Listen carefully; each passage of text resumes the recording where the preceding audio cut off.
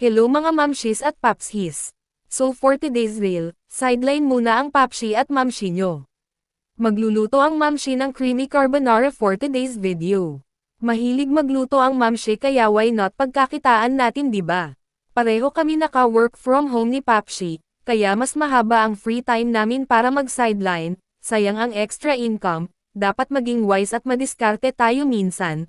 Ipapa-order naman ni Papshi itong carbonara sa group chat ng mga homeowners, tapos noon ay di-deliver na lang sa bahay ng nag-order. Iba't iba ang niluluto ni Mamshi pero ang madalas ay pang merienda. Minsan ay nagpapa-order din kami ng bila o package para naman sa mga handaan.